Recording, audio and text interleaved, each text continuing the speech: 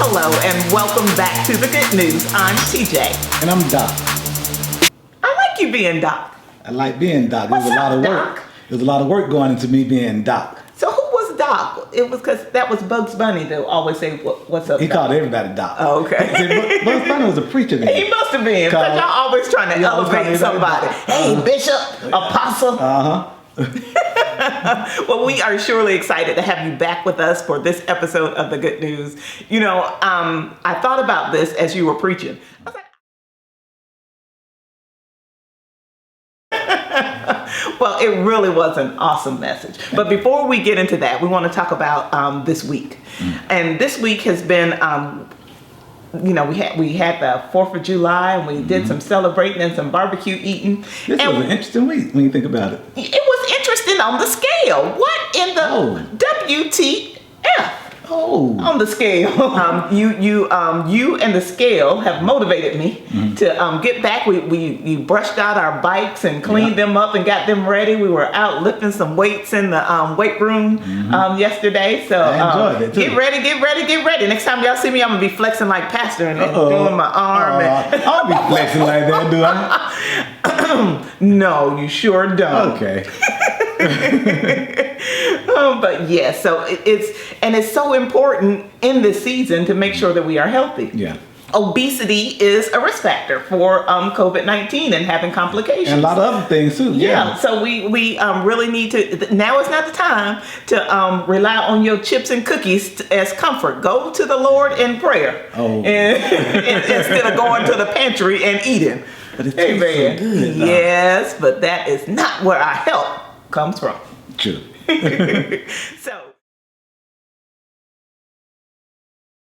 So you talked, and I thought about that because you started out your message today giving grace. Yeah. And you know, it's when I looked at the text, grace say that wasn't the first thing I saw in it when I first thought. I thought more thankfulness, because I always like going to that 21st verse. Yeah. But when I was reading the text and I said, this is about grace. And you know, and I started finding out that that whole text is considered a grace type of text. So I started thinking about grace and how as a kid, I remember the very first grace I remember.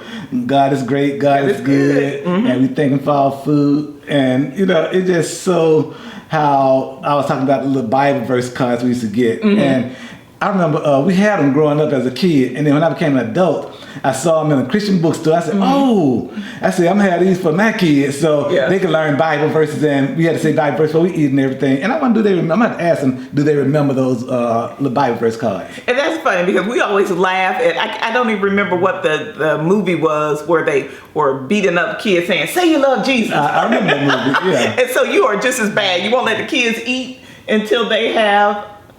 Hey, you got to show appreciation for this meal. You didn't work for it. If you don't know no Bible verse, you can't eat. Well, you had the card. The only thing I do is how to read. So that's going to be my new weight loss plan. I'm going to, before I eat anything, I'm going to recite the entire Psalm 119. And you know, I was going to tell the story. I was going to tell the story about how we have the bigger family gatherings and how, you know, you have like on Thanksgiving or Christmas, and usually let the matriarch or the patriarch do the prayer. And like we have a couple of preachers in my family, and we always neither one of us have a problem yielding to the matriarch of our family for doing the prayer. The real preacher. But exactly, the real preacher. But we're going to ask Betty to pray, and we're going to be eating out, sitting here at the table all day waiting on food to be eaten. Lined up at the microwave. She'll be thanking God for everything, because we know my grandmama's a prayer. So. Yes, she is. Yeah, but it was interesting, the whole thing about grace. And so your text this morning was from Ephesians, the 3rd chapter, verses 14 through 21. And I know Ephesians 3:20 and 21 is the benediction text, but you started with some earlier verses. And tell us about those verses. And that basically was talking about how the gift of God, you know, a lot of times when it comes to gifts, people have mixed emotions. Yes. Because I kind of, in the middle part of the sermon, I talked about how people say, so what I owe you for this? Yeah. Because there's a string attached. A lot of people don't like getting stuff because they think when people do something for you, you got to do something back for them. Yeah. And you know, to me, I've learned, and it took me a while to get this, but when I say thank you, That's all I owe you. When you decide to give me a gift, Yeah. that don't mean that I have to give you a gift back. Now, if I decide to give one, it's not a guilt gift. It's because I desire to give you a gift as well. The whole book of Ephesians, 6 chapters. The first 3 talks about the gift of grace, and then the second 3 talks about the response to it. You know, it's like when somebody do something really good for you, it's hard to not want to respond in like mind, say like favor. Yeah. You know, and a lot of times people, it's like, we go to your mom's house, she will always give us something to come home with. We'll just start taking her stuff over there from now on, because every time we go there, she always got some fruit, some vegetables. You know, she always got something she gonna send you with. And that's how love is. Love always want to make sure you know that you're loved. And it's rooted and grounded. And, you know, it's not like when people give, it comes out of their overflow because it's so much inside of them, it just oozes out. And that's what love is. It just oozes it out. Oozing and oozing on the I know, right? You know, one of the things you brought up, and you used the analogy of a gym trainer that we used once upon a time, and I thought about it as I was thinking about how horrible the scale has been this week. And I, when you talked about the methods that you used in your training, and those hard things that we do strengthen us for a greater season. But sometimes they are meant to push us closer to God, to go to God, who does have all the answers. So we don't have to wait until we've done all we know to do. And you hear that so much. After all, I've done all I knew to do. And get excited about it when they say that. And then I took it to the Lord. Well, you just wasted time. A lot of time. And you know, I tried my best to say, and I made a mistake in the sermon. Not I made a mistake, but I was trying to hold the sex of the trainer that I had, because I said, now they know I got beat up by a girl. You got beat up by a girl. I said, that girl put me into shape. You paid her to beat you up, and she did it. I said, this girl had me doing kind of stuff, and awesome message today. And one of the key things I got from it. So you were talking about the hard things and how we will go through that I tried to do it all myself, and I tried all that I tried to do, and then when nothing worked and I wasted so much time, that's when we decide to give it to the Lord. But you also said that it's those hard things that make us stronger. So just like when we're lifting weights, and I was bench pressing 65 pounds yesterday, and so now and so now that I can't keep just bench pressing 65 pounds. I have to add more weight if I want to get stronger. And so in our faith walk, that adding more faith is trusting God more. Trusting God with, you know, there's some those little secret pockets of our life that we don't want to let God in. But we let God in everywhere is when we are truly blessed. That tells me everything belongs to God. Yes. So why am I trying to do something with it? Hey, this is yours, God. Fix it. You know, fix me. You know, better fix me. And see, and that's the challenge, because we don't want fixing. We want the situation fixed. We want it just to work out with not any change. And you have another sermon that said, if nothing changes, nothing changes. Yeah, and I think you was doing something technical when I made the statement how when we go to God, like David asked God, what should I do? I said, how many of us ask God, what should I do? We always, God, you need to do this and you need to do that. We give God this hit list of what God need to do. And God like, wait a minute. I think I forgot who's God and who's not God. I'm God. You not God. You do this. That's some easy, cheap faith. Just to get shoot off a laundry list and then get up and say, well, I gave it over. In Jesus' name. But it's more about, God, what should I do? Because God is working something in us to make us better. It's like I gave an illustration about the computer. When they get a virus in it, you know, you got to get the virus out of it if you want the computer to run right. A lot of us, I asked what's in our heart.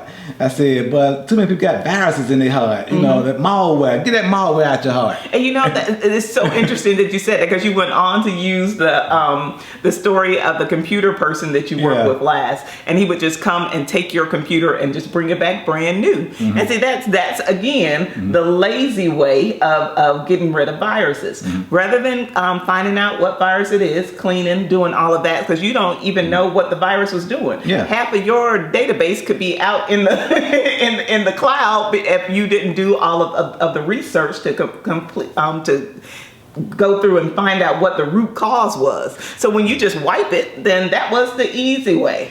And you told it from that perspective. I give you from the other side.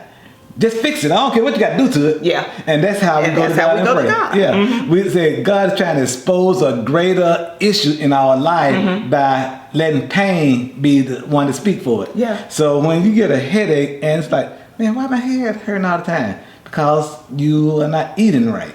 Why? Yes. I'm feeling this pain in this part of my body because you never exercise it. So there are root causes to a lot of what we do, and we just see the pain and we just want the pain gone. We don't want the cause of it gone. So Amen. I think that we have to do better at going to God saying, God, what should I do about this?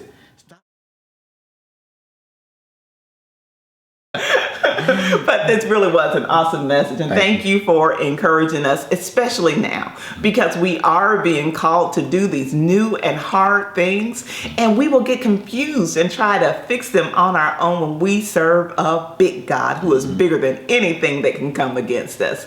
So I am grateful for you encouraging us, and grateful for the people of Champions for Christ that were able to join us for this message this morning, that with all the other choices of online ministries that they could visit, they still choose to tune in with us and to support the ministry, and we are just ready to get back out and do what God is calling us to do in this season. So we want to thank each and every one of you for tuning in here at the Good News each and every week for good news. I like good news. TGN. Yeah. I love it. I love it. Oh.